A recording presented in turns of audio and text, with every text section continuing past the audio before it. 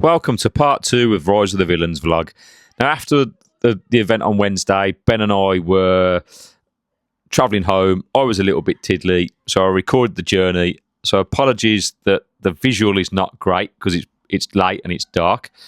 But yeah, sit back and enjoy the next 18 minutes of unfiltered Villa chat about Guillaume Balagay's book launch and also just general chit-chat about the Villa. We had a great night and we were absolutely buzzing, so I hope you enjoy it. And as always, every week we follow the boys in Claret and Blue. We'll start with, every week we follow the boys in Claret and Blue. Okay, so I'm here with Mr. Jowett. He's driving us home. We have just been to Guillaume Balagay's book signing at the Witton Arms, and it's been an experience. It's fair to say, Ben, right? A definite experience. Right. Loved it. So Book's brilliant. He was approachable.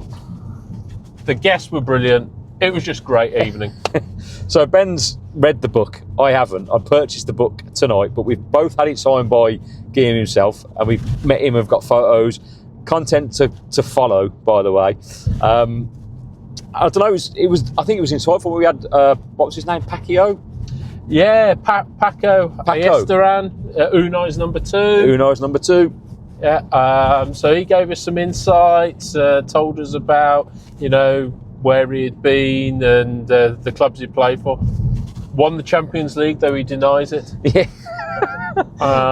Which is one of the most bizarre things ever, right? You go, I've won the Champions League, but actually he just said I was in the vicinity. And that's it. I was in a community that did it.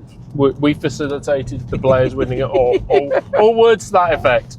And Guillaume basically says any other man on this planet would go, I won the Champions League. Yeah. Do you know what was really interesting when he was interviewed? That he was asked about when he first came to Villa, which players were, I guess, there and which players weren't. And he gave the most diplomatic answer ever. He basically said, they're all great. Yep. And I thought, you lying piece of shit. You're an absolute lying piece of shit. There are players in that dressing room that are fucking disruptive and not pulling their fucking weight. And I want to know who. I would give anything to be a fly on the wall at Bodymore Heath to know who these fuckers are. I mean, we can guess, right? We can have an educated guess, right?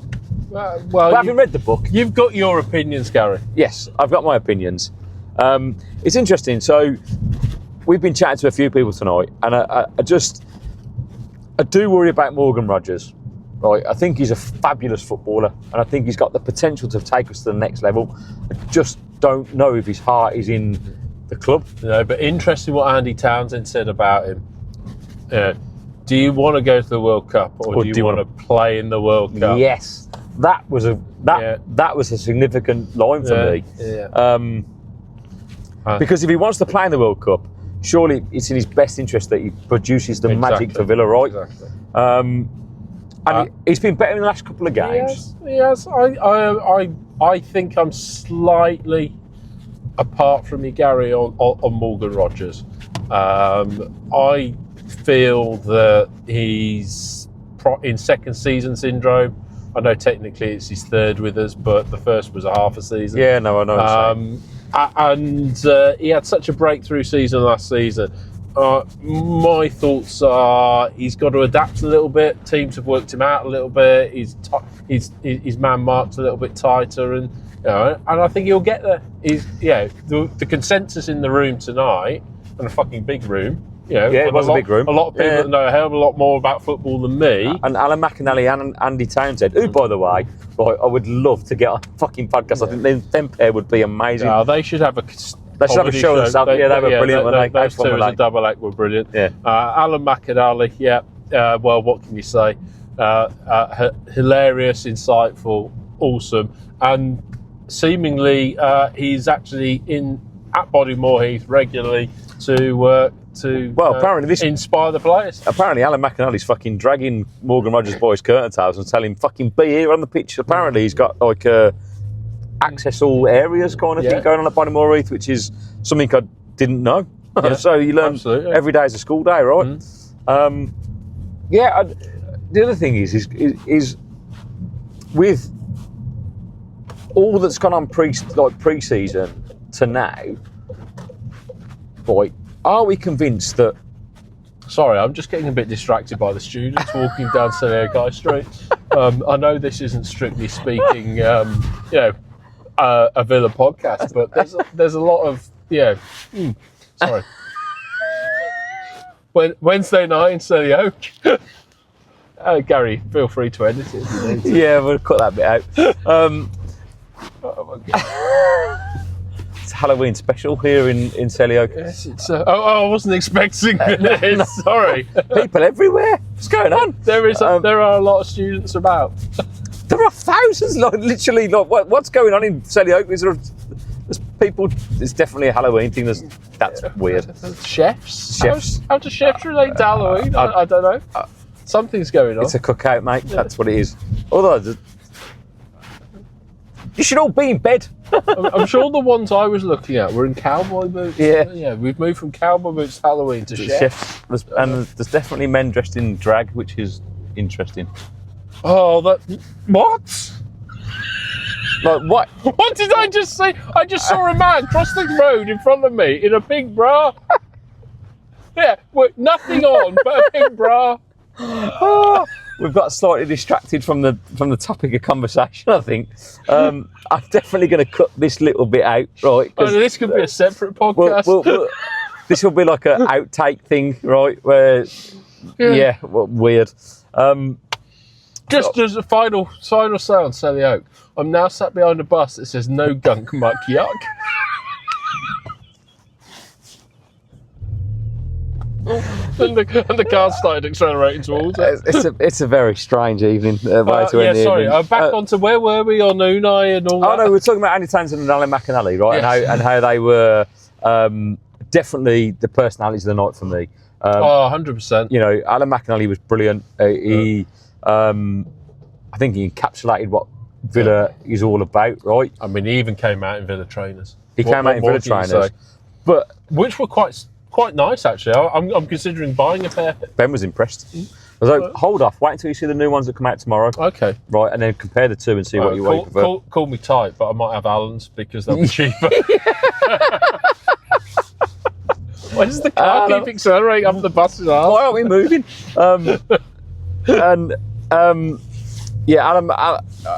So basically, there were some great stories told tonight, and I think what was really interesting with the Alan McInally scenario was just how involved he is in the day-to-day of the club. I didn't know that. I'd never realised he was so connected to the players and Unai and how Unai wanted in part of that. You know, that was something that I didn't really know. The take home for me was, who do we have on? We had James Chester on, who to me isn't a club legend. You know, no, I agree with that. He played a lot of games for Villa. You know, only the Championship days. I mean, he was part of the squad that got us back to the Premier League. Captain in the Championship days. But he's now a Villa, fan, lifelong fan. Alan McInally, player from the 80s. Andy Townsend, player from the 90s. Ian Taylor, player from the 90s. They're all here, and I bet there's a shed load more. Petrov was meant to be there, couldn't come for whatever reason. But they all wholeheartedly agree they've played at other clubs, but nothing gets under your skin like Aston Villa. Yeah, that was... I'm walking out at Villa Park. They say is unbelievable, unprecedented. So there's something about our club that just the players buy into. And that, I think Alan McInally mentioned it anyway. He said like the likes of Morgan Rogers, Ollie Watkins, Esri Konsa that have been there for time don't know that yet. Do you know what I mean? The impact that it has. It's not until you've stopped playing that you realise how big the club is. And I think... And that's a player who's played for Celtic. He's Bayern club. And Bayern Munich. Yeah. And so, actually, I think Emery gets that. So that's what he's got to try and instill in these players, that it's not just about what's happening now, it's the legacy that you leave behind, right?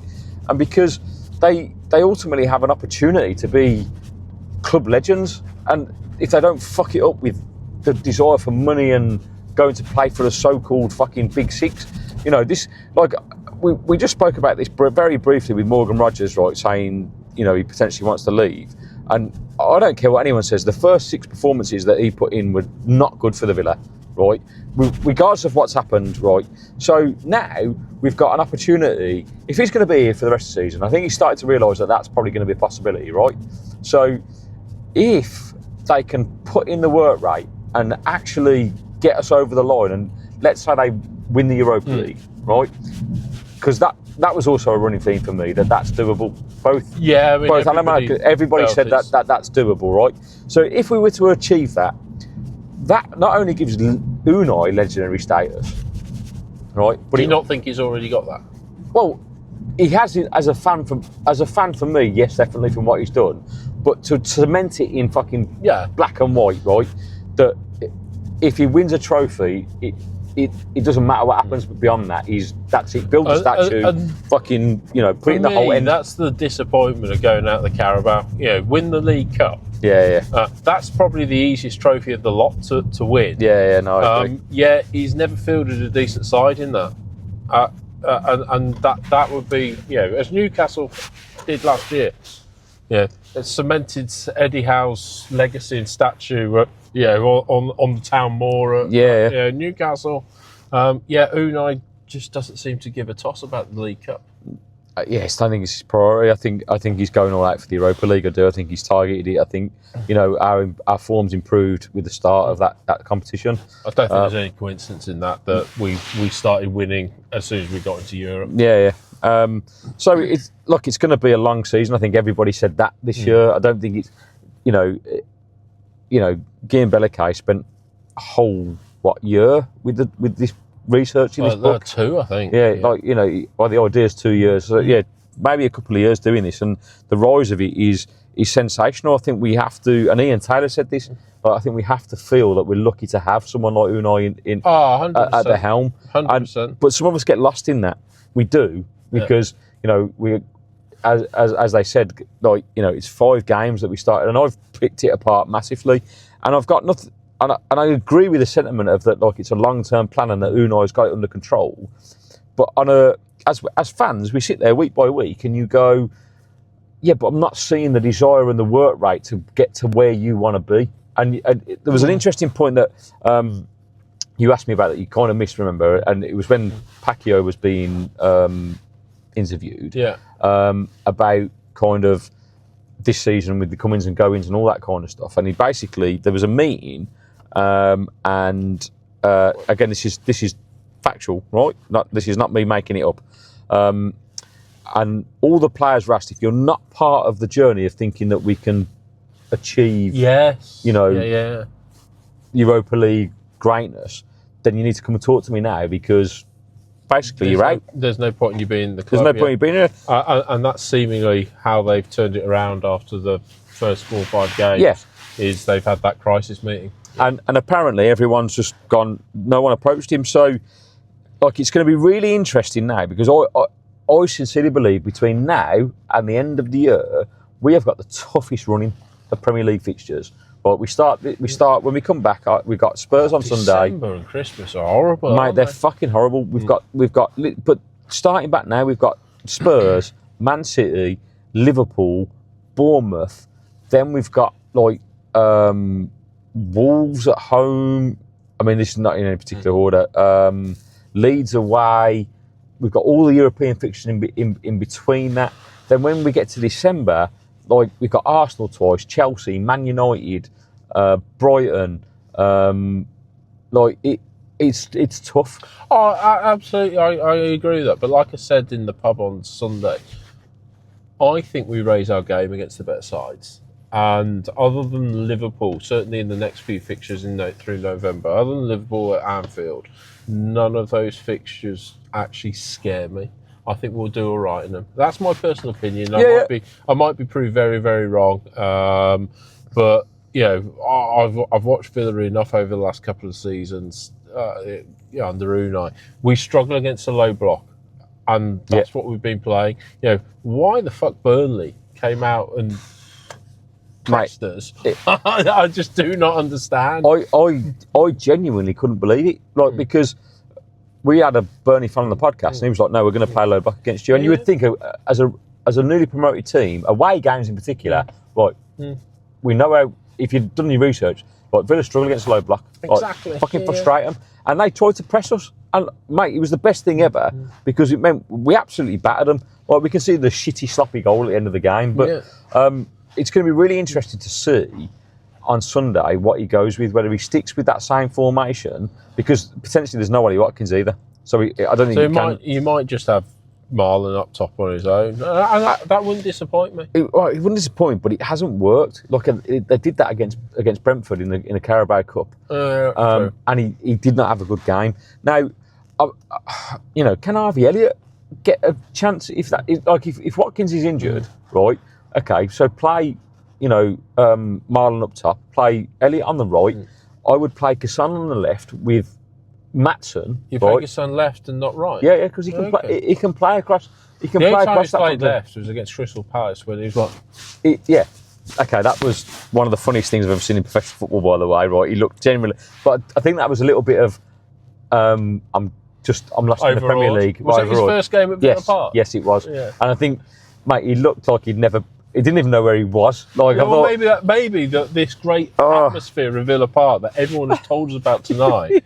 Maybe actually that's what Gesend was looking at. Yeah, not right. Where do I need to be on the pitch? It's like, look at this place. Wow, it's so amazing. Villa Park's beautiful. And he was just overawed in the occasion. But let's give him the benefit of the doubt. Let's give him the benefit of the doubt. And Spurs away is always. I mean, it's been hit and miss for us the last couple of seasons. So it's whether or not.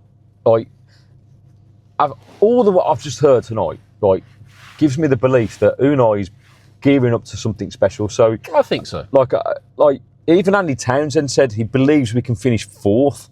Yeah. He said that, right? Now, wishful thinking, I think. I said to you tonight, and you said to me, 8 is probably more realistic, right? But when you've got a pundit like Andy Townsend, who's got a lot of experience and has played, and clearly, you know what comes across with all the people they've had tonight is how much they love the club, right? So, they genuinely believe that we can do great things. So, it's one thing believing it, but it's these players now, and I've said this week in, week out in the last couple of weeks, they're capable if they put in the maximum effort. And we're talking McGinn level performances, because we all know McGinn's not the quality of creme de la creme player. But and the reason why Alan McInally, Andy Townsend, Ian Taylor are legends of our club is because of the work rate and the fucking dragging you through the mud when times are down. Now, we have won 4 in a row, but we have not done that in a way that's going, fuck me. We're looking down to the Premier League. We just we shot our podcast yesterday, and we had a Spurs fan on who said to me, "I'm not worried about your attack without Watkins." And you go, interesting. And I thought that was interesting because part of me, and I said, well, you've write Donny Marlon off at your own peril. However, he worked well against Burnley because he had that freedom to get into the pockets of space where we could feed him the balls. If he gets a shot away, it's probably going to end up in the net, unlike Ollie. Well, he's clinical, isn't he? He's got a thunderburst, and he scored a great goal for Holland as well. So, anyway, it's one of them. I'm going to go to bed. I've been out way later than I thought it was going to be. But this has been a great night. Ben, thanks for joining me, mate. Thank you for inviting me, Gary. It's been brilliant. Check out tomorrow afternoon. I've got to do some editing tomorrow. I've got loads of footage from tonight and all the stuff we've just talked about. This will be included. We'll get a proper kind of video out. So until then, as always, it ends like this. Every week we follow the boys in claret and blue. Yes, until next time, peace and love, people. See you later. Bye.